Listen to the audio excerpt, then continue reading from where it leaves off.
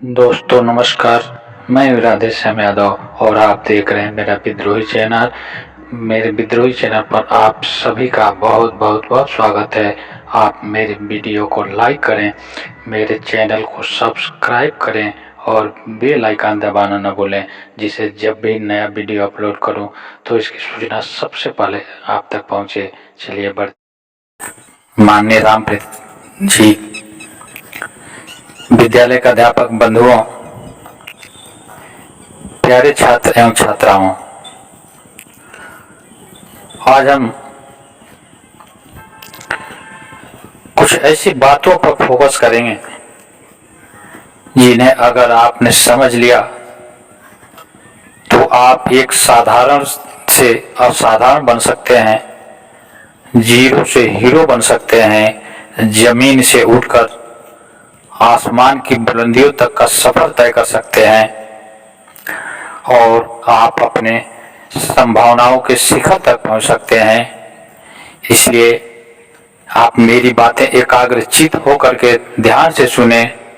मैं दावे के साथ कह सकता हूं कि अगर आपने इसे पूरी सतर्कता के साथ सुना तो आपके जीवन में एक बहुत बड़ा क्रांतिकारी परिवर्तन आ सकता है, जो आपको अपनी संभावनाओं के दर्शन करा सकता है और आप सफलता की बुलंदियों तक पहुंच सकते हैं।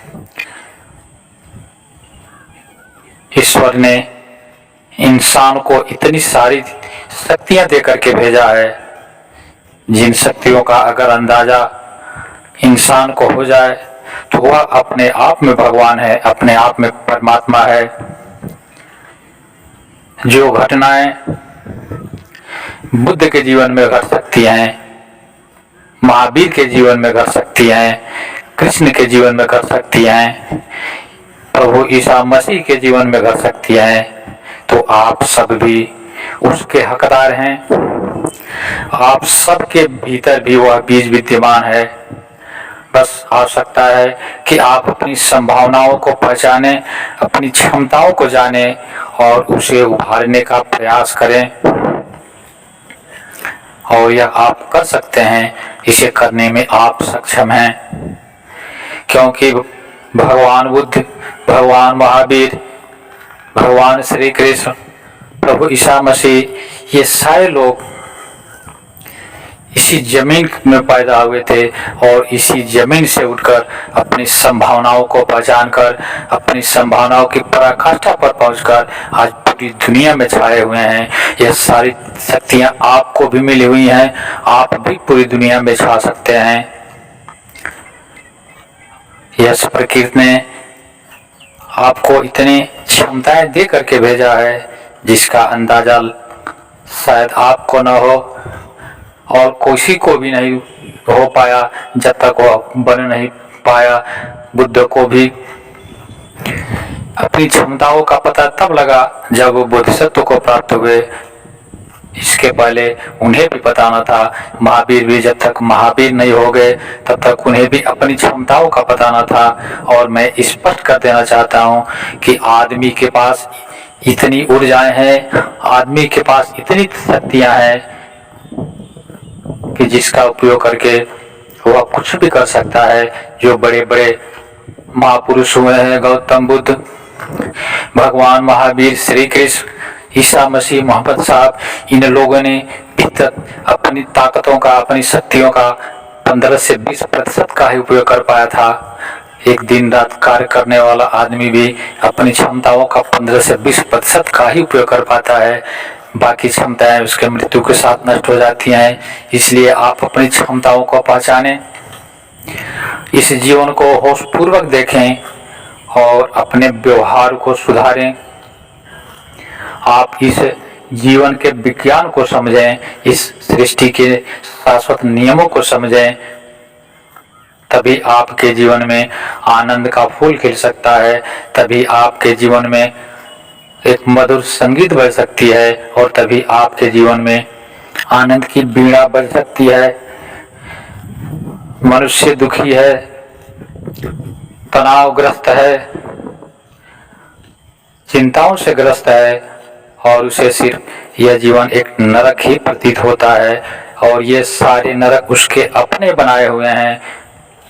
अगर हम गहराई में उतरकर जानने का प्रयास करें तो हम पाएंगे कि जो भी दुख और तनाव के बादल हमारे आसपास हैं, जो भी हमने जाल बुन रखे हैं, वे सारे जाल हमारे बुने हुए हैं, सारे दुख हमारे निर्मित किए हुए हैं।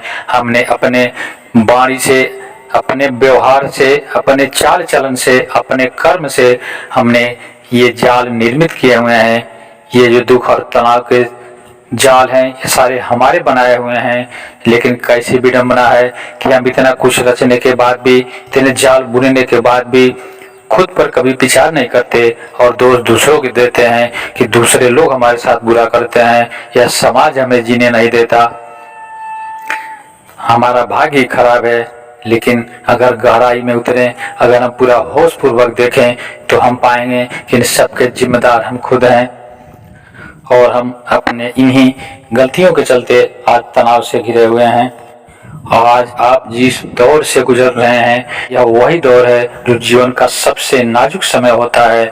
यह समय है अधिक से अधिक सीखने की, अधिक से अधिक चीजें जानकर उसे व्यवहार करने की, क्योंकि इस समय में सारी जिम्मेदारी आपके अभिभावकों की होती है। आपको सिर्फ पढ़ने और सीखने की जिम्मेदारी दी गई है। आप सिर्फ पास होने की नियत से न पढ़ें, परीक्षा में अच्छे अंक लाने की नियत से पढ़ाई न करें, बल्कि इस नियत से पढ़ाई करें, इस उद्देश्य से पढ़ाई करें कि हमें इस दुनिया के बारे में, हमें इस दुनिया के रहस्य को समझना है। और अगर आप इस दृष्टिकोण से पढ़ाई करेंगे तो निश्चित रूप से जो भी चीज़ें आप पढ़ेंगे वह आपको न केवल याद होगा, बल्कि उसके सही मायने में सही अर्थ का भी ज्ञान होगा। और फिर यह जानने के बाद उसे आप अपने जीवन में उतारने का प्रयास करें, उसे व्यवहारिक रूप देने का प्रयास करें। यह जुबान जो ईश्वर ने हमें दिया हुआ है, हम सोचते हैं कि यह जुबान हमारी है, आवाज़ हमारी है, लेकिन मैं स्पष्ट कर देना चाहता हूँ कि यह जुबान भी हमारी नहीं है, यह आवाज़ भी हमारी नहीं है। अगर हमारा गला अवरुद्ध हो जाए तो हम लाख कोशिश करके भी आवाज़ बाहर नहीं निकाल सकते। इसलिए इस जुबान का प्रयोग अच्छे कार्यों के लिए करें, लोगों के दुख दर्द में मरहम लगाने के लिए करें, लोगों के दुख में और लोगों के दुख और बढ़ाने के लिए न करें, किसी को ताने न मारें, किसी के लिए कठोर शब्द न बोलें, जहाँ तक हो सके चुप रहें और अगर बोलना है तो अच्छे शब्द बोलें।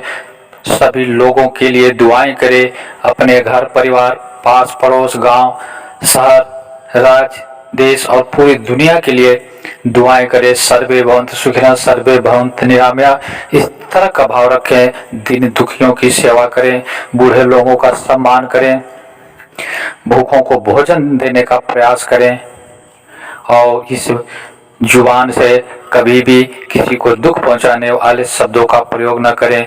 जिस मुंह से हम लोगों के दुख दर्द बढ़ाते हैं, उसी मुख से हम अच्छे शब्द बोल करके, उनके लिए ईश्वर से दुआएं करके, सुंदर सुंदर शब्दों का उपयोग करके हम रोते हुए आदमी को हंसाने का कार्य भी कर सकते हैं।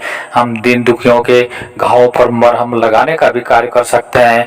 अगर हम किसी के प्रति बुरा व्यवहार करते हैं तो हमें उससे मिलता कुछ नहीं, उसे कष्ट हो या ना हो, हम कष्टों से पहले गिर जाते हैं। इसलिए जहाँ तक हो सके आप अच्छे शब्दों का प्रयोग करना सीखें, दूसरों के लिए हमेशा अच्छी बातें सोचें, दूसरों के लिए दुआएं करें और ऐसा करते करते आप पाएंगे कि आपका जीवन खुशियों से भर गया है।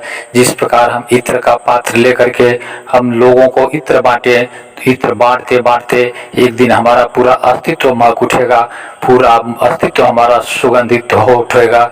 ठीक उसी प्रकार से अगर हम दूसरे के लिए खुशियां बांटेंगे, दूसरे के लिए दुआएं करेंगे, तो जीवन में एक ऐसा वक्त भी आएगा जो हमारे जीवन में खुशियां बरसेगी, हमारा जीवन आनंद से भर जाएगा, हम सभी लोगों के प्रेम के पात्र बन जाएंगे। इस मानव शरीर का जितना अधिक से अधिक उपयोग कर सकें, यह इस जीवन का उद्देश्य है। इसलिए आज यहाँ से जाने से पहले आज आप एक प्रण लेकर के जाएं, एक प्रतिज्ञा लेकर के जाएं, एक संकल्प लेकर के जाएं कि आज से हम सबके लिए दुआएं करेंगे, आज से हम किसी के लिए भी कठोर शब्द नहीं बोलेंगे, आज से हम अपने बुजुर्गों का सम्मान करेंगे, आज से हम अपने बड़ों का सम्मान करेंगे, अपने पास पड़ोस के लोगों के साथ सहयोग का व्यवहार करेंगे और सबके लिए हम खुशियां बांटेंगे। किसी के साथ बुरा करने की भावना का हम लोप कर देंगे। मैं दावे के साथ कह सकता हूँ कि अगर ऐसा आपने किया तो आपका जीवन खुशियों से भर उठेगा। बच्चों, आप अभी इस विद्यालय में न केवल किताबी ज्ञान दी जाती है, यह किसी पब्लिक स्कूल अपने आप में एक अनोखा स्कूल है, जहाँ पर न केवल किताबी ज्ञान दी जाती है, न केवल बच्चों को पढ़ने तक किताबें पढ़ने तक सीमित रखा जाता है, बल्कि अब पीसी पब्लिक स्कूल के सभी अध्यापक अध्यापिकाएं और प्रबंधन समिति बच्चों के चौमुखी विकास के लिए कटिबद्ध है और जो कुछ भी किया जा सकता है वह सब कुछ करने के लिए यह विद्यालय परिवार तन मन और ध्यान से लगा रहता है। इसलिए अगर विकास के रास्ते कहीं खोले जाते हैं, बच्चों के चौमुखी विकास के अगर बीज बोए जाते हैं, बच्चों में प्रेम और सौहार्द का बीज अगर बोया जाता है, तो अब पीसी पब्लिक स्कूल ही है, एकमात्र पीसी पब्लिक स्कूल है जहां पर बच्चों के हर सुख साधनों का ध्यान रखा जाता है। उसके जीवन में आने वाले हर व्यवहार को ध्यान में रखते हुए उस तरह का माहौल बनाया जाता है। यह विद्यालय अपने आप में एक अनोखा है, अपने आप में अनूठा है और इस विद्यालय के सभी अध्यापक अध्यापिकाएं अपनी पूरी क्षमता से बच्चों के भीतर अच्छी भावनाएं भरने के लिए कटिबद्ध हैं। इन्हीं शब्दों के साथ मैं विराम देना चाहता हूं। जय हिंद, जय भारत, वंदे मातरम।